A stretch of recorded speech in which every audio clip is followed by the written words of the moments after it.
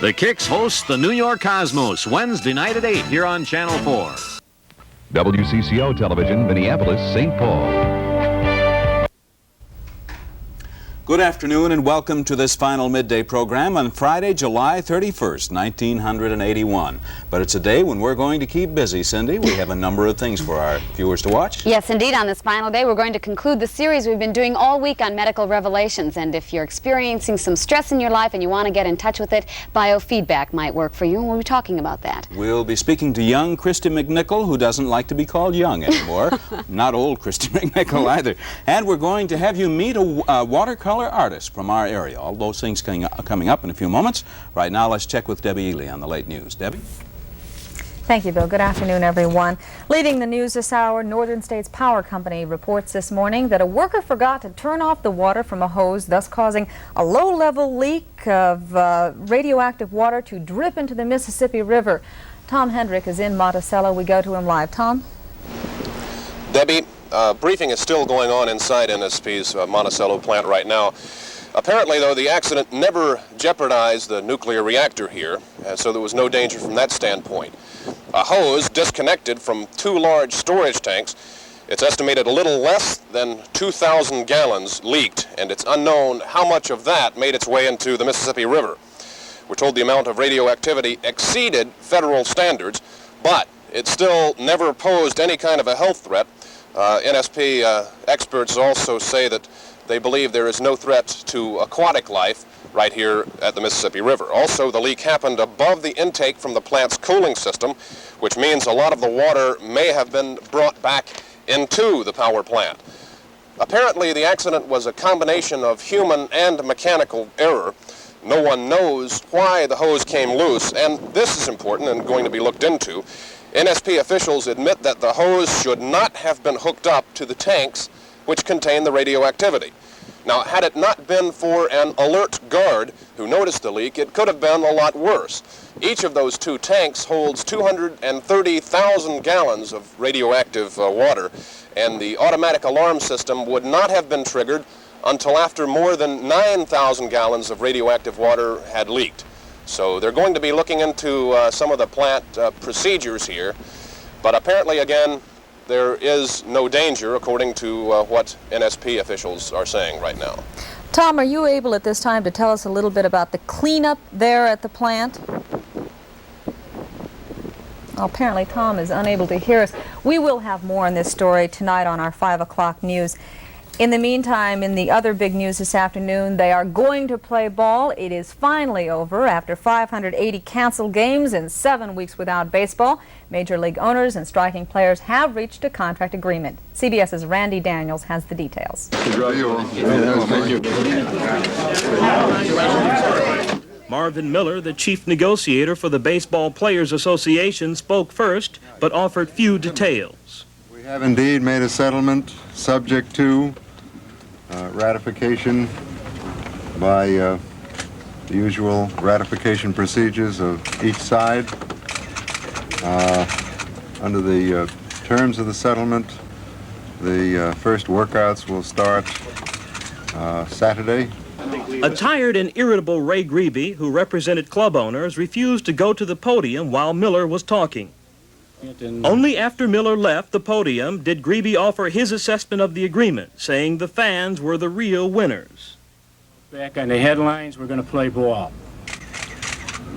The strike is an unfortunate interruption. Both sides are glad it's over. They've signed an agreement that has something in it for both sides. The agreement calls for a one-year extension of the basic agreement between the players and owners, which now expires in 1984. The players will also be able to count the time lost during the strike when computing pension benefits. But the free agent compensation issue still has not been completely resolved. The 24 Major League clubs will begin workouts in their home ballpark Saturday. The All-Star game between the American and National Leagues will be rescheduled for August 9th in Cleveland, and the abbreviated season will resume the following day. We will have more news and weather when midday resumes.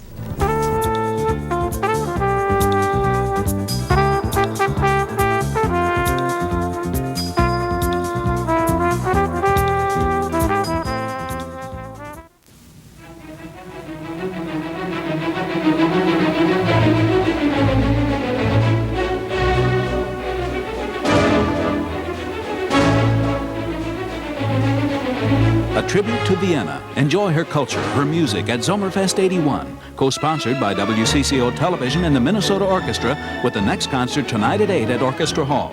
Sommerfest 81. Wunderbar.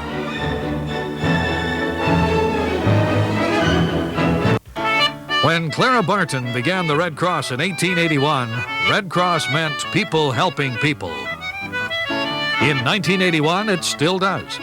As we begin a new century of service, Red Cross will continue to reach out to our community with water safety, first aid and CPR courses, volunteer opportunities, and disaster relief, plus other important community programs.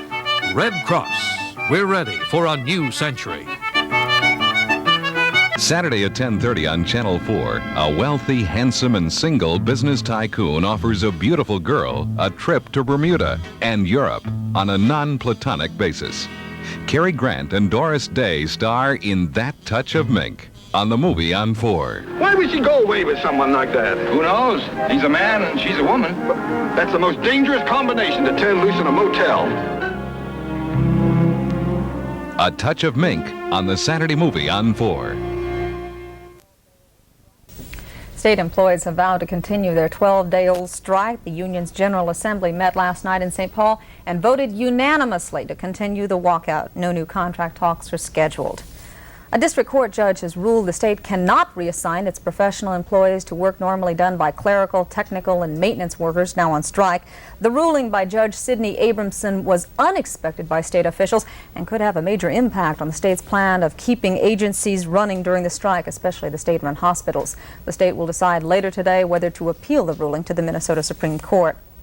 The union representing U.S. air traffic controllers announced at a Washington news conference this morning what their next move will be. The union is threatening to strike on Monday unless they receive a satisfactory contract over the weekend. President Robert Pauley of the Controllers Union says, and we quote, "We are willing to re-enter negotiations immediately." But he added that if the government doesn't come up with a proposal he believes that the union members will accept, the countdown toward a strike will begin. No bargaining sessions are currently scheduled. The official damage estimate stands at $456,000 from that train derailment in Sacred Heart, Minnesota earlier this week. A Milwaukee Road dispatcher says that about 600 feet of track were wiped out when 3 locomotives and 23 cars were thrown from the tracks following a collision with a gravel truck Tuesday. 3 people were treated for minor injuries as a result of that accident. Mount St. Helens shot a plume of steam and ash more than 11,000 feet into the sky last night. It was accompanied by a 4-minute seismic blast that rumbled beneath the volcano. And another of nature's more spectacular displays was visible last night. It was a total solar eclipse accompanied by a band of shadow 70 miles wide and caused by the moon's passing in front of the sun. It raced eastward from the Black Sea across Soviet Siberia and finally became total over the middle of the Pacific. Solar eclipses happen every 18 months, but the next one won't be seen in North America until the year 2017. Stock prices in New York are extending yesterday's rally with a broad advance today. At noon, the Dow Jones Industrial Average is up 4.19.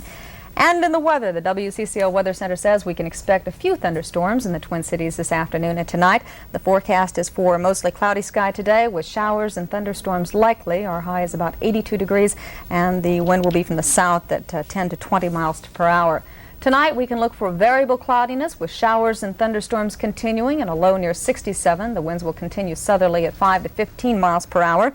And tomorrow we will have variable cloudiness once again with a 40% chance of showers or thunderstorms and a high of 83. Right now in the Twin Cities it is cloudy and 76 degrees. Our winds are from the south at 14 miles an hour. Still to come on Midday, we'll talk with actress Christy McNichol. When it comes to film, America is turning to a new color. Green, the green box of Fuji film. And with Fuji, the Blue Ridge Mountains have never looked bluer. And there's never been more yellow in the yellow rose of Texas. Real pretty. In fact, from the California redwoods It's me! to the green, green grass of home. Beautiful. People all over the red, white, and blue are turning to green Fuji film. Available at Fairway Foods.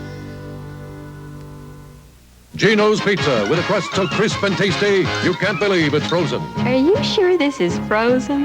Gino, Do you swear to tell the truth, the whole truth? It's frozen, trust me. But Gino's Pizza is helpful, trustworthy. Okay, hold it. No good. Hey, no good. Gino's is the crisp and tasty crust you can trust. I know, but the whole thing's just a little pushy. You know, just tell them the name, Gino's Frozen Pizza, and let them scout around for it at the supermarket. No, thanks very much. 11 minutes past 12, 76 degrees in the Twin Cities, and now we conclude our Medical Revelation series talking about an area that is in much exploration these days, and that is biofeedback. Stress. It comes in many forms from many different directions. It can be blamed for the rising number of ulcers, heart attacks, headaches, and other such ailments common to a fast-paced, overworked, overtaxed, expensive society. But then stress is a fact of life we can't live without, and learning to manage stress is becoming a popular and necessary notion. Biofeedback as a means of relaxation to combat the effects of stress is being used by psychologists and doctors alike. Dr. John Bowler says biofeedback helps those with present or potential physical ailments to relax. People develop these physical problems relative to stress, things that they worry about, the hectic activity of day-to-day living. And usually their physiology is kind of getting carried away with them, but they don't know it until, well, classic example, I get heartburn. And heartburn is telling me, what's it telling me? Usually it's telling me that I think I've eaten too many tacos or something that doesn't agree with me, but I find that when I'm not under lots of stress, foods, just using this as an example, don't seem to affect my stomach that much. Biofeedback is a handy way of informing us about what our bodies are doing on an instantaneous basis, because you get immediate feedback how your body's responding. The best definition I can come up with is using a mechanical device, an electronic device, to monitor physiologic activity, body activity, biological activity, and then the machine in turn, that's the bio part, the biology. The feedback is that then the machine makes a sound or has a meter, a needle moves, or perhaps there are a row of lights that light up or go dark, feeding information back to you. Biofeedback can be defined as a self-relaxation technique. Most people who use biofeedback machines also use relaxation exercises of one kind or another. And in fact, the handle, the title I like to use is Biofeedback Assisted Relaxation Training. For instance, there are self-hypnotic exercises, autogenic exercises, progressive relaxation, self-hypnotism, meditation are all different things that have been used not just today, but for many, many years for people to relax. The advantage of the biofeedback machine is that it tells you whether you're doing it or not. It lets you know instantly whether you're doing what it is you want to do. The hand temperature is biofeedback that you can recognize yourself. When my hands are cool, the temperature in the room is warm. That's often an indication that I'm feeling tense, nervous, stressed, that part of my body's nervous system is very busy. When my hands are very warm and toasty, that means I'm pretty relaxed, at least not visibly stressed to any great degree. Biofeedback can be used for many reasons, ranging from prevention to treatment of chronic pain, and according to Dr. Bowler, is now more widely accepted by the medical field. At first, I think medical people were leery, as I think they probably have a right to be. Flashy gadgetry, lots of lights and knobs, look terribly impressive, but what does it actually do? Does it help people, or is it just another fad? This was back in the early 70s, by the way. Over the last 8 years that I have been doing biofeedback here in Minnesota, I'd say that there has been a very slow but strong gradual acceptance to the point today where I see physicians regularly, as a matter of course, referring people with physical things where they find that medications just don't seem to do the job, Biofeedback may be another viable alternative. Certainly it's non-invasive. It doesn't hurt you. It can't do anything harmful to you. Maybe that's one of its best-selling features. It likely can help. It certainly can't hurt you. Sometimes this is Ann Rubenstein's desk, and sometimes you'll find Tony Saffel there, unless Karen Boros is using it, or Tom Hendrick, or Barb Braun, or any of the other people in the WCCO television newsroom. See, you don't need great surroundings to produce a great newscast. You need great people. And that's what you get 5 times a day on Channel 4. If you want to be best, you've got to give more. Oh? So much of a child's world is built upon what he or she hears. Yet most kids have conductive hearing loss at least once by the age of 3. That can lead to language and learning problems. If your child has frequent colds, is inattentive, or seems to have trouble hearing, contact your local Easter Seal Society or a speech and hearing facility. They can test for conductive hearing loss and work with your physician to correct it. Look, Missy, you look tired. And I can't help thinking you're in some kind of trouble. Now, it looks like you're all alone here. I haven't done anything. You pretty young gal.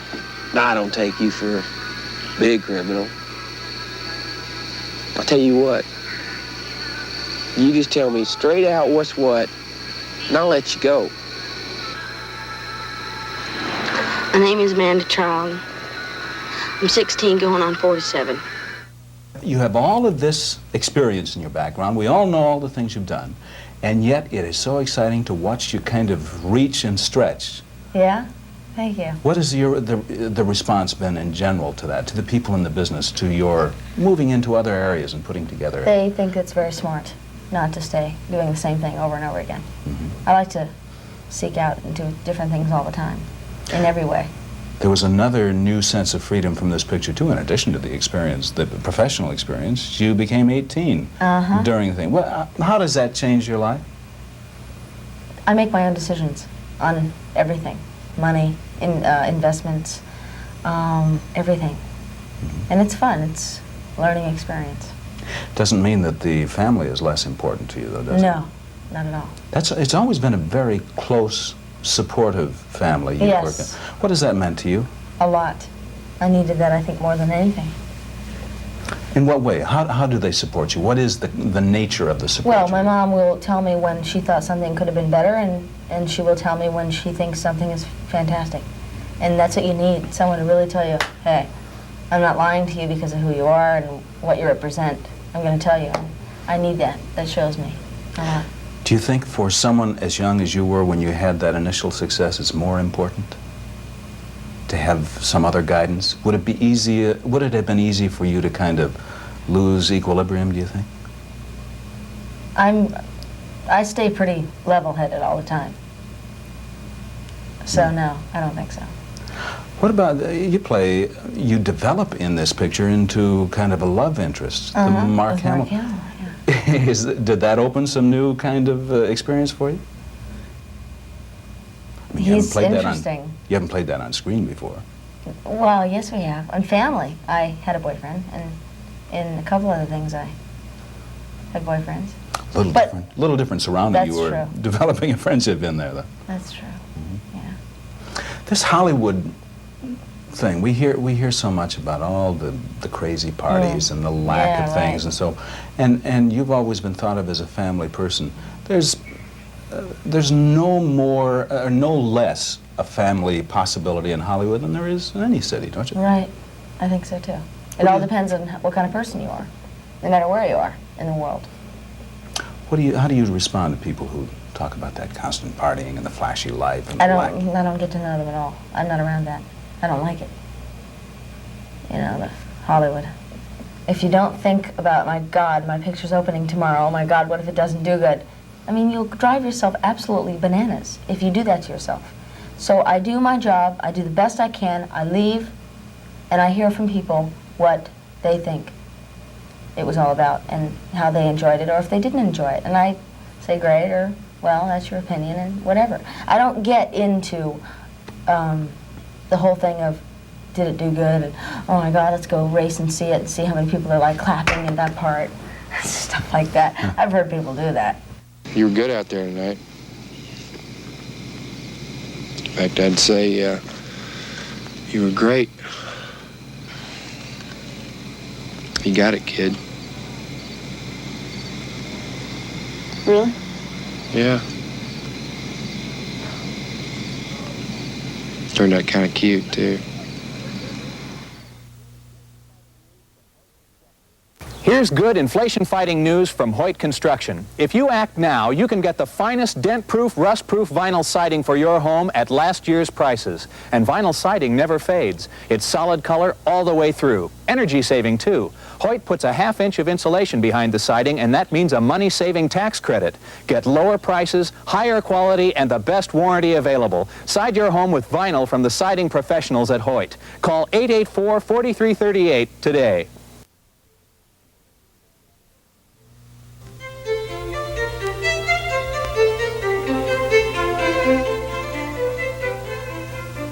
My studio has an atmosphere which to me is very conducive to painting because I'm very relaxed and very comfortable.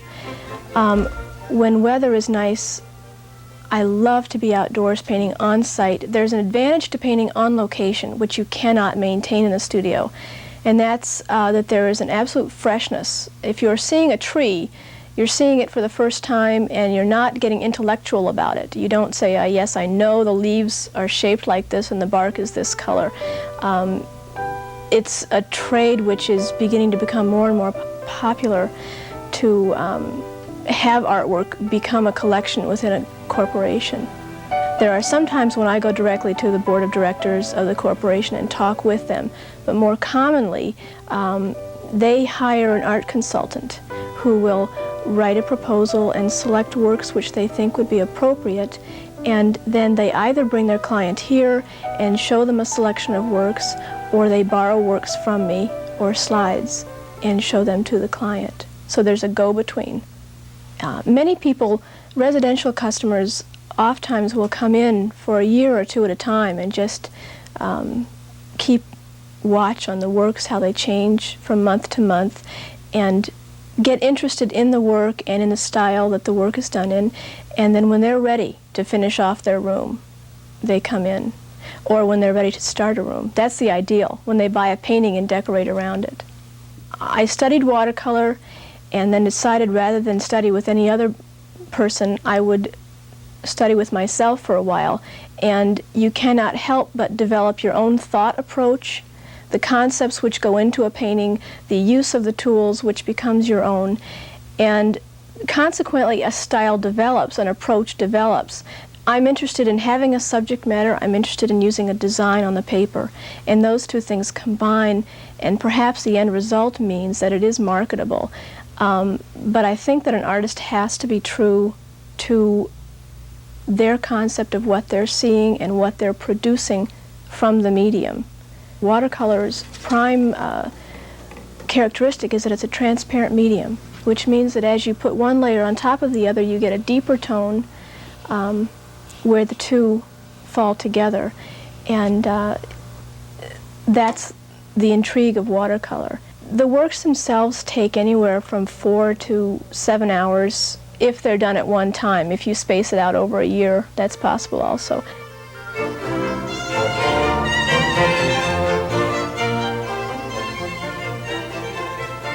I think people are becoming more sensitive to aesthetics in their lives. Obviously, I'd like to see people become more sensitive to those aesthetics because I think we get too wrapped up in our material possessions or how many vacations we took or whatever, and there's a certain quality of life which can be added to that.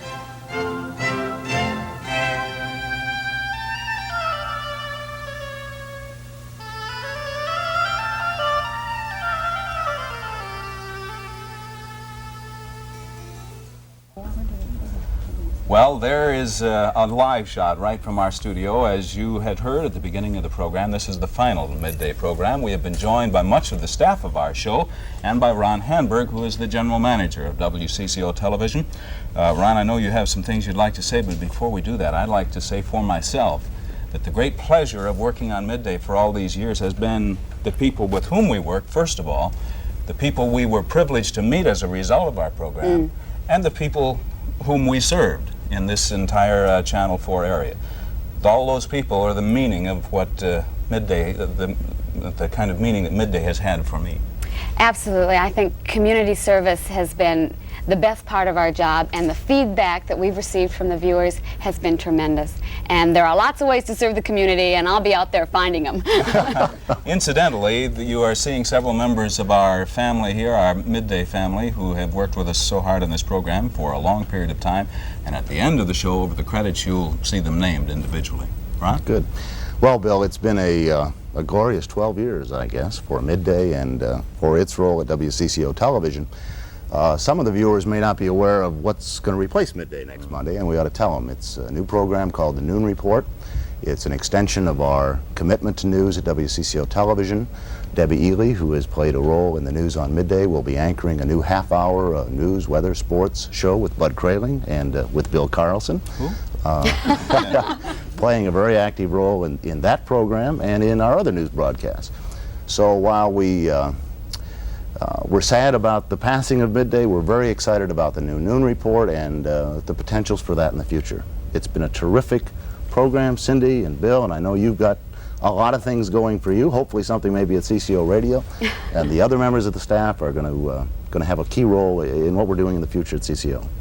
Well, we of course will be keeping you informed through any media we can on the things that happen with us, and certainly the prime reason for Midday's existence, which was community service and involvement in the community, reflection of what's going on, the interests of the people here, will continue to be a priority for all of Channel 4. Thank you for a glorious 12 years, as Ron indicated. Thank you, Cindy. We'll see you soon.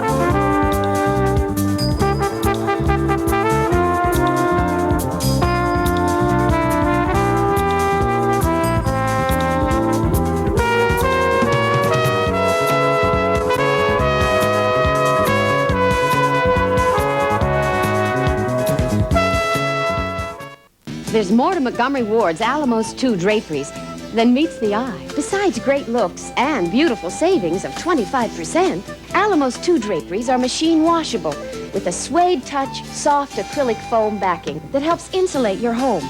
Right now, these draperies are just $14.97 a pair. Ward's lovely Alamos 2 draperies, ready to hang and 25% off. Get good looks and great prices at Montgomery Ward. How do you get shirts so clean, Mr. Lee? Ancient Chinese secret.